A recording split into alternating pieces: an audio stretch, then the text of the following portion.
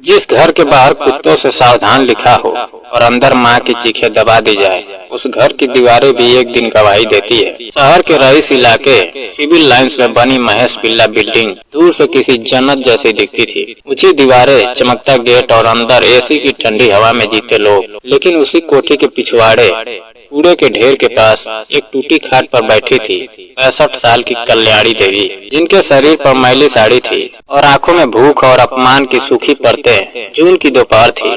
सूरज सिर पर आग बरसा रहा था और पिछले 48 घंटों से उनके पेट में अन्न का एक दाना भी नहीं गया था। तभी अंदर से बहू रूपा की तीखी आवाज गूंजी, अरे बुढ़िया, मर गई क्या?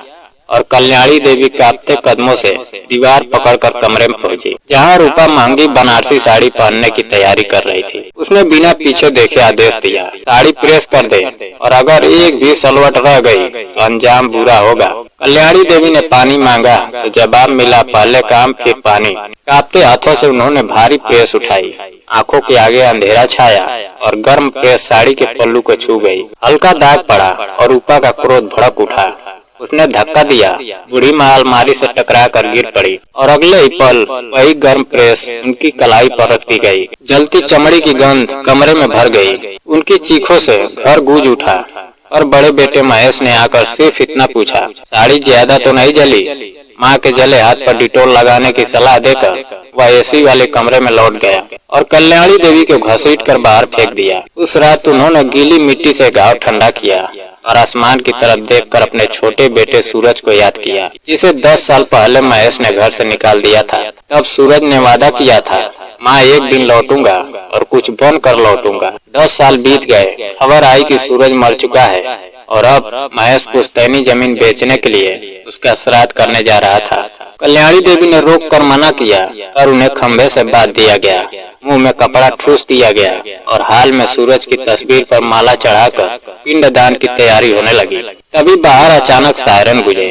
कई पुलिस की गाड़ियां और बीच में काली कार आकर रुकी। दर्जनों पुलिस वाले उतरे और उनके बीच से खादी सूट पहने एक लंबा नौजवान उतरा, जिसने अंदर आकर तस्वीर देखी और फिर खंभे से बंधी माँ को देखा। उसने चश्मा उतारा, आंखों में आंसू लिए माँ कहकर पुकारा। उसकी आवाज सुनते ही कल्याणी देवी ने धुंधली नजरों से उसे देखा और जब उसने जेब से पुराना 500 का नोट और हनुमान जी का लॉकेट निकालकर उनकी हथेली पर रखा, समय जैसे वही ठहर गया। माँ, मैं तेरा सूरज हूँ, मैं लौट आया हूँ माँ, और आज इस जिले का कलेक्टर बनकर आया हूँ। पूरे हाल में सन्नाटा छा गया।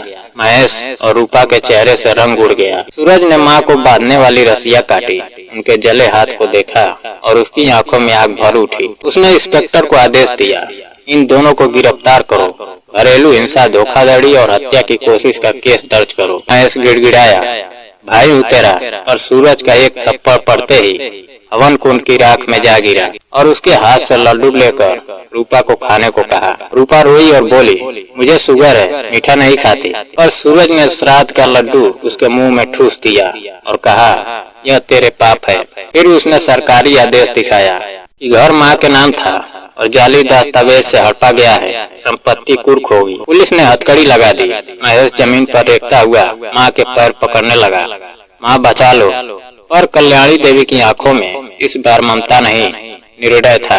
वह कूड़े के पास गई, टूटा गंदा कटोरा उठाया और जीप की खिड़की से रूपा की गोद में फेंकते हुए बोली, ले बहू, यह तेरी विदाई है। जेल में जब भूख लगे तो इसी में मांग कर खाना।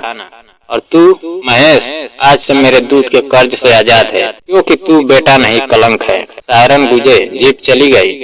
पड़ोसी छतों से तमाशा देखते रहे और सूरज ने माँ को सहारा देकर कार में बैठाया। माँ, अब तुम जमीन पर नहीं, मखमल पर सोओगी। तुम्हारी सेवा में नौकर होंगे और कोई तुम्हें हाथ नहीं लगाएगा। कार आगे बढ़ी। महेश बिल्ला बिल्डिंग पीछे छूट गया और कल्याणी देवी ने शीशे से आखिरी बार इस घर को देखा जहाँ कभी वह मालकिन थी। फिर उन्होंने अपने बेटे का हाथ थाम लिया। दोस्तों, वक्त सचमुच गूंगा नहीं होता, वह बस सही घड़ी का इंतजार करता है और जब लौट कर आता है तो अन्याय की हर दीवार गिरा देता है। इसलिए अपने बुजुर्गों की याद से डरो, क्योंकि उनकी चुप्पी भी एक दिन तूफान बनकर लौटती है। दोस्तों, अगर कहानी पसंद आई हो तो वीडियो को लाइक और चैनल को सब्सक्राइब करना ना भूलें। जय हिंद।